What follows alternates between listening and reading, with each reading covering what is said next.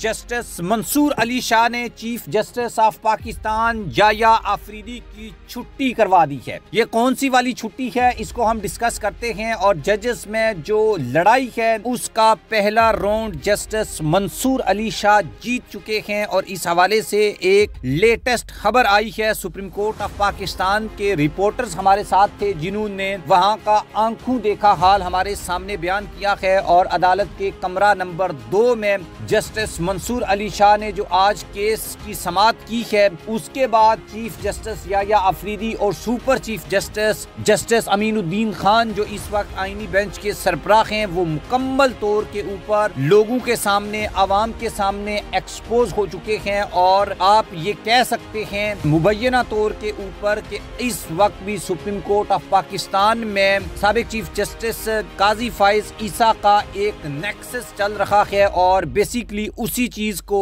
आगे चलाया जा रहा है और उसी चीज को आगे बढ़ाया जा रहा है। इस हवाले से जस्टिस मंसूर अली शाह का जो एक तगड़े वाला आप ये कह लें कि फैसला है, वो मैं आपके सामने रख सकता हूँ या रख देता हूँ, जिससे आपको ये अंदाजा हो जाएगा कि चीजें जो हैं वो किस तरफ आगे बढ़ रही हैं। कल की वीडियो में आपको बताया था कि जस्टिस मंसूर अली शाह ने जो है वो बेंचेस अख्तियारात का केस मुकर्रर न होने को तौहीन अदालत करार दे दिया है और केस फिक्स ना होना, जुडिशियल ऑर्डर को ना मानने के मुतरादिफ करार दिया है। बेंचेस अख्तियारात का केस मुकर्रर होने के मामले पर सुप्रीम कोर्ट के 3 जजेस ने चीफ जस्टिस याया आफरीदी और आईनी बेंच के सरबराह जस्टिस अमीनुद्दीन खान को एक लेटर लिखा है, जिसमें केस मुकर्रर होने को जस्टिस मंसूर अली शाह ने तौहीन अदालत करार दे दिया है। मीडिया रिपोर्ट्स के मुताबिक जराए ने बताया है कि जस्टिस मंसूर अली शाह, जस्टिस आयशा ए मलिक और जस्टिस अकील अब्बासी ने चीफ जस्टिस याया आफरीदी और जस्टिस अमीनुद्दीन खान को एक खत अरसाल किया है, जिसमें इनकी जानब से बेंच अख्तियारात से मुतल्लिक केस का जिक्र है। जराए का कहना है कि खत में लिखा गया है कि जस्टिस अकील अब्बासी को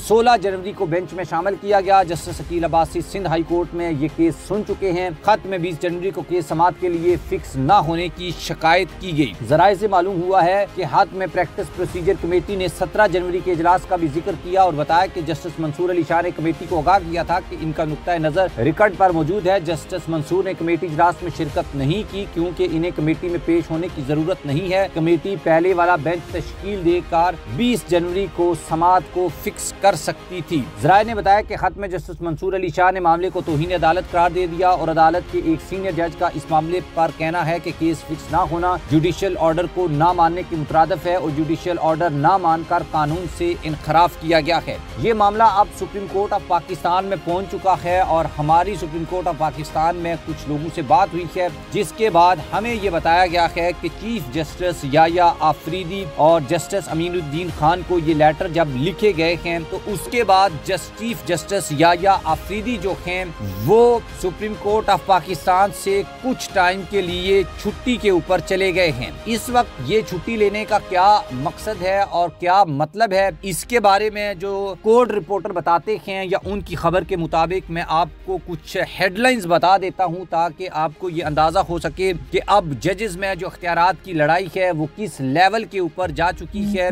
और बार बार चीफ जस्टिस याया आफरीदी और जस्टिस अमीनुद्दीन खान जो हैं वो हुकूमत को बचाने की क्यों कोशिश करते हैं और बाकायदा तौर के ऊपर जस्टिस मंसूर अली शाह ने इसका जिक्र इस ऑर्डर में भी किया था और लेटर में भी किया है कि ऐसा क्यों होता है कि जब किसी को ये मालूम पड़े कि यार ये फैसला हुकूमत के खिलाफ जा सकता है तो फौरी तौर के ऊपर उस केस को सुनते सुनाता जो केस है उसको किसी भी बेंच से निकाल कर वापस जो है वो ले लिया जाता है। और ये खालिसतन जो अदलिया की आज़ादी है उसके मुतरादिफ एक अमल है। और इसी चीज़ को लेकर अब हमारी जब एक कोर्ट रिपोर्टर से बात हुई तो उन्होंने हमें ये बताया कि ब्रेकिंग न्यूज़ के तौर पर उन्होंने हमें ये बताया कि मामला अब बिगड़ चुका है और बेंचेस जो हैं वो तब्दील होना शुरू हो गए हैं। जस्टिस आयशा को आउट किया गया है। चीफ जस्टिस भी केसेस अब नहीं सुनेंगे क्योंकि मे भी चीफ जस्टिस याया आफरीदी अचानक छुट्टी पर चले गए हैं क्योंकि वो आज सुप्रीम कोर्ट ऑफ पाकिस्तान में नहीं आए हैं।